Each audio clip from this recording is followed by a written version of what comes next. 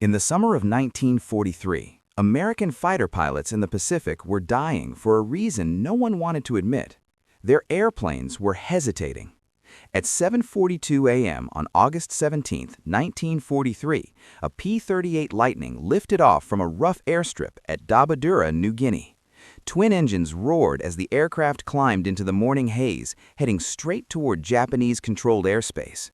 Standing near the runway was Technical Sergeant James McKenna, an aircraft mechanic who had already watched too many pilots disappear into that sky and never return. As the P-38 faded into the distance, McKenna wasn't thinking about enemy fighters or anti-aircraft fire. He was thinking about something far smaller, a fraction of an inch of slack. The P-38 Lightning was a formidable aircraft. It was fast, heavily armed, and rugged enough to absorb punishment that would destroy lighter fighters. At altitude and in a straight line, it could outrun almost anything Japan had. But in close combat, it had a deadly weakness. It couldn't turn with a zero. The Japanese Mitsubishi A6M0 was lighter, simpler, and brutally maneuverable. In a horizontal turning fight, it could out-rotate a P-38 with ease. Japanese pilots knew this, and they exploited it relentlessly. American doctrine was clear: never turn with a zero. Dive from altitude, fire a single pass, then climb away using speed. But combat rarely followed the manual. Zeros baited P-38s into turning engagements, forced them to react defensively, then cut inside their turn and fired. The result was devastating. Over 6 weeks, dozens of P-38s were lost across New Guinea and the Solomon Islands. Official reports blamed pilot error. Instructors insisted the pilots weren't following doctrine. McKenna didn't believe that. He maintained those aircraft. He inspected them before every mission. He watched experienced pilots, men with kills and hundreds of hours, get shot down the same way rookies did. And the survivors all said the same thing. The airplane felt slow to respond. Not broken, not damaged, just slow, like it hesitated for a split second before rolling. McKenna knew where that hesitation came from. Inside the P-38's twin booms, the aileron control cables ran through long paths of pulleys and guides before reaching the wings. The system met factory specifications, but those specifications allowed a small amount of slack, less than half an inch. On paper, it was nothing. In reality, that slack created a delay between the pilot's stick movement and the aircraft's response. At high speed, it didn't matter. In a tight, low-speed dogfight, it was deadly. McKenna raised the issue with his superiors. The response was firm. The cables were within tolerance. Any modification to flight controls required approval from Lockheed engineers thousands of miles away.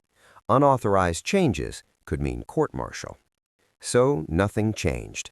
Pilots kept dying. One of them was Lieutenant Robert Hayes, a 23-year-old farm kid from Iowa.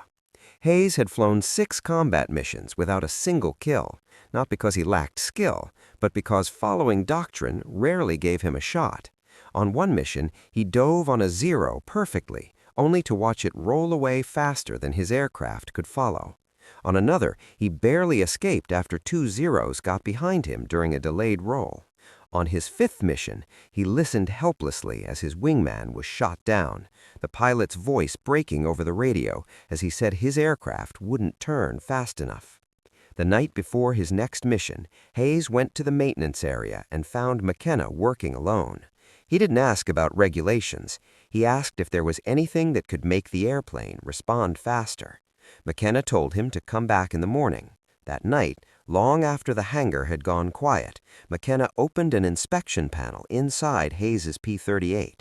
He pulled on the aileron cable and felt the slack immediately, the same slack he'd felt in every Lightning that had lost a pilot. From his tool bag, he took a 6-inch length of high-tensile piano wire salvaged from a damaged aircraft weeks earlier. Using pliers, he bent it into a crude Z shape. His hand slipped. He cut his thumb. He kept working. The wire would act as a simple inline tensioner. Nothing fancy, just enough preload to eliminate the slack entirely. Installing it took 8 minutes. When he finished, McKenna pulled the cable again. This time, the control surface moved instantly. No delay. At dawn, Hayes took off. At 8:14 a.m., his flight encountered Japanese fighters over the Huon Gulf. Hayes dove on a Zero, fired, and missed. The Zero rolled away, expecting the usual hesitation. It didn't come. Hayes's P-38 rolled immediately, snapping into the turn faster than he'd ever felt. He fired again and watched the Zero explode. Seconds later, 3 more Zeros dove on him. Doctrine said to run. Hayes turned back into the fight. The P-38 responded instantly. 1 Zero overshot. Another exposed its wing. Hayes destroyed 3 enemy fighters in under a minute. When he landed, McKenna was waiting. Hayes climbed out, shaking, and said, "It worked." Other pilots had seen the engagement from above. One of them, Captain Frank Mitchell, knew Hayes well enough to recognize this wasn't sudden genius or luck. Something about the airplane was different. Mitchell confronted McKenna. McKenna told him the truth. That evening, Mitchell's P-38 received the same wire tensioner. The next day, Mitchell returned from patrol, stunned by how sharply his aircraft rolled. He told his wingmen. They told their crew chiefs. Quietly, the modification spread. There was no paperwork, no approval. Crew chiefs removed the wire before inspections and reinstalled it afterward. Everyone understood the risk, but they understood the alternative even better. The results were impossible to ignore. Kill ratios shifted. Pilots survived. Squadrons that had been losing aircraft weekly started coming home intact. Japanese pilots noticed too. Veterans reported that P-38s were suddenly reversing faster, breaking timing they had relied on for months. Maneuvers that once guaranteed kills now failed. Some Japanese aces barely escaped encounters that should have favored them.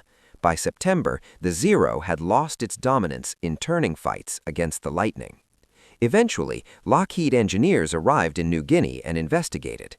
They tested the field modification and confirmed what McKenna already knew. It worked. Later P-38 models quietly incorporated improved control cable tensioning into their design. McKenna received no official credit. Lieutenant Hayes survived the war. He flew more than 60 missions and scored 11 victories. Captain Mitchell became a squadron commander. Dozens of other pilots lived because one mechanic refused to accept that within specification meant safe. McKenna returned home after the war and opened a small garage in California. When asked about his service, he said he fixed airplanes. That was all. But in 1943, a 6-inch piece of wire bent in the dark changed the balance of air combat in the Pacific, not through orders or committees, but through quiet, stubborn ingenuity. That's how innovation really happens in war. If this story moved you, please take a moment to like this video.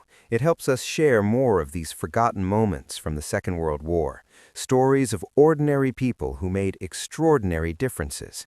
Subscribe to the channel if you want to keep these histories alive. Every story represents real lives, real choices, and moments that changed the course of the war. They matter, and they deserve to be remembered. We'd love to hear from you. Leave a comment and tell us where you're watching from. No matter where you are, across oceans, generations, or backgrounds, you're part of a community that values history and the people behind it. Thank you for watching, and thank you for helping keep these stories alive.